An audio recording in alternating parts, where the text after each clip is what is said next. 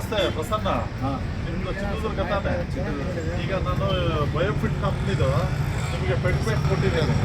ಅಂದರೆ ಏನು ನೀವು ಟಗರಿಗೆ ಹಾಕಿದ್ದೀರಾ, ಈ ನ್ಯೂಟ್ರಿಷನ್ ಫುಡ್ ಕೊಟ್ಟಾಗ ಎಷ್ಟು ದಿನ ಆಯ್ತು ನೀವು ಕೊಡಲಿಕ್ಕೆ?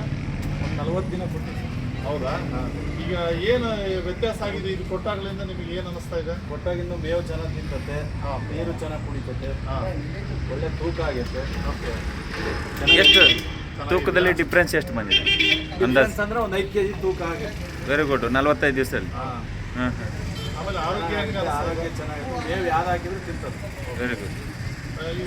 ಇದನ್ನ ನೀವು ಕೊಟ್ಟಾಗಲಿಂದ ನಿಮಗೆ ಇಂಪ್ರೂವ್ಮೆಂಟ್ ಕಾಣಿಸ್ತಾ ಇದೆ? ಇಂಪ್ರೂವ್ಮೆಂಟ್ ಆಗೈತಲ್ಲ ಸರ್? ಆಗಿದೆಯಲ್ಲ.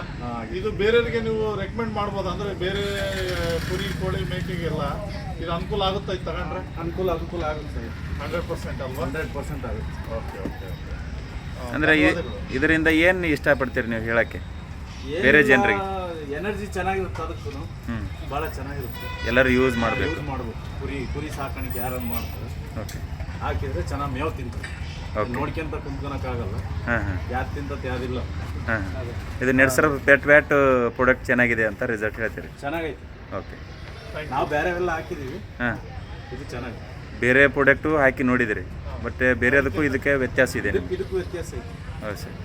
ವ್ಯಾಟ್ ಒಳ್ಳೆ ರಿಸಲ್ಟ್. ಕೆಲಸ ಮಾಡಿ. ಓಕೆ, ಧನ್ಯವಾದಗಳು ಸರ್. ನಮಸ್ಕಾರ.